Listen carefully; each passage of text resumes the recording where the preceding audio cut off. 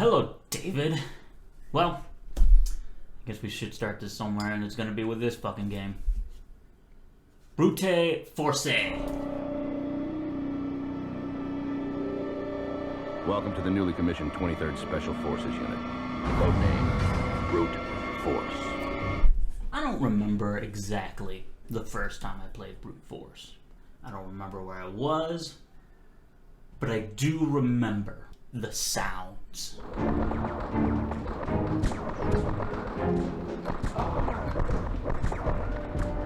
They're ingrained in my brain. Brute Force is a little old friggin' game from 2003. It was made by Digital Anvil and exclusively for the Xbox. It's a nightmare. It truly, honestly is. Going back and playing it was fun for the first half, and then it was nightmare fuel from that point forward. Brute Force, for lack of a better term, was one of the first hero shooters. Each squad member having their own special abilities, such as Tex, who's guns, Brutus, which is indeed best boy, which is health regeneration and heat vision, or light vision more than anything, because once you kill someone, they're no longer orange. There's Hawk, who can go invisible, and Flint.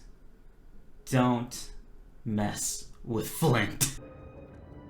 I know a secret. You're about to die. The story of Brute Force is ragtag team does ragtag suicide mission things, which kind of gets played out through a lot of the early Xbox, PlayStation era military shooters of sorts, but there is a twist. You get clones. Everyone dies. Clone Squad. Do it. Make it right. It was definitely a concept that I wish more games had to explain respawning, especially with future games where that seems to be possibly the least outlandish thing, seeing as teleportation, aka forecasting, as this game calls it. Story of Brute Force starts out simply. You start as Tex. Tex is abandoned. Tex is abandoned to just die by bugs, I think. And you just gotta figure out your ropes. You gotta start taking out terrorists known as the Red Hand. Then, mission 2, you team up with Brutus, best boy. This is where you're going to start noticing planet hopping in this game and get used to the first few planets, because that's pretty much all the planet you're gonna go to until the end. We'll get there.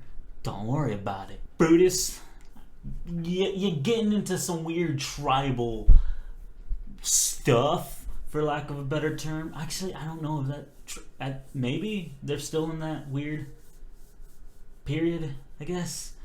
But there's exiles and non-exiles. That's pretty much the gist. You're killing... It's a way so we can kill lizard men and save lizard men. I don't know, it's weird. You follow the laws, I guess. I don't know. Then you Hawk stealing information from fat guy. I don't remember his name. I'm not gonna waste precious memory space for that guy. Flint also killing Red Hand. That's about it. But as you're getting your team members together, you're going to start noticing that Tex is all that is man. I'll expect the best. I understand.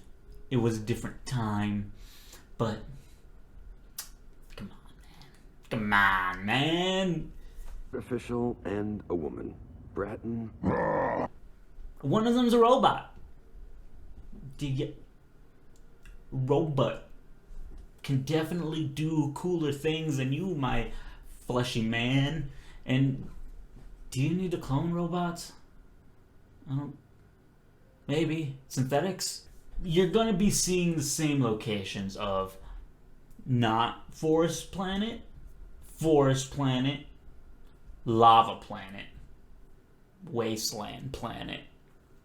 It's used a couple of times, but by the time you get to each planet for the second time, that's really when you're starting to understand the story. Mutants, Red Hand, mutant team up, pretty cool, not gonna lie. But psychic aliens and lizard people, wish we did a little bit more of that. That was really cool. Cooler than mutants and Red Hand. And this is now where we really get to see a rushed feeling. Because when you're going to the lava planet, psychic alien planet, you do get the beginnings of the villain of the story, Shadoon, who is pretty cool, I'm not gonna lie. Big monitor, hologram head things, that's pretty awesome. And then when you finally kill him, they're trying to push the blame onto a third. Yeah, now we get asteroid belt planet. Nah, bruh. This is now where we're getting into nightmare territory. After you take down Shadoon with your ragtag group of imbeciles, you find out that Shadoon has actually been working for the Hunter Lord. They never really give him a name. He never really makes a presence for himself. But you get introduced to a new species called the Shrikes. I feel dirty saying that, so it's gonna be the weird asteroid people from this point forward. But you kind of just are now introduced to a whole new group of enemies that this is really where the game just kind of doesn't care about your emotions or feelings about it and is going to dick you over as hard as it can. And I'm not talking about like the normal, like, oh, this is a lot of enemies. No, like, double the enemies, double the health, rockets, bombardments.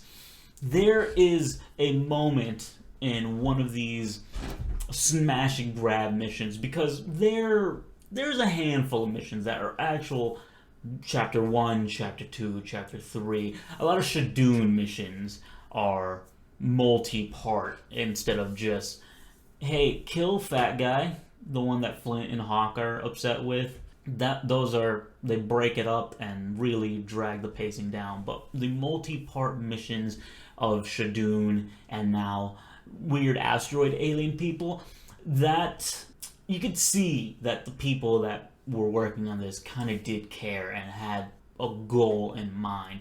But I think they kind of knew they weren't going to get a sequel, so they're like, screw it, both at one. And I hate you.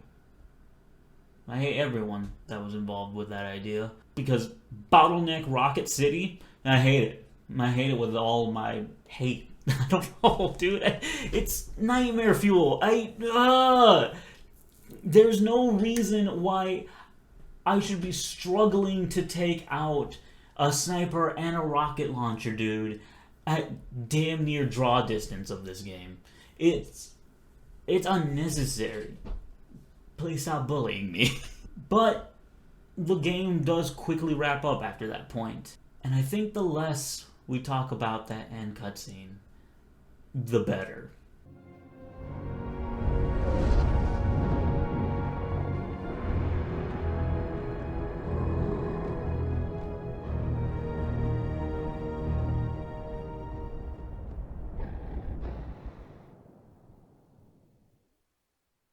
And so, that's one game that I wish to still remember fondly, but unfortunately, I can't. Not anymore. It shall fuel my nightmares for another few months. And unfortunately, next, we're gonna see who's gonna be packing heat and holding dope.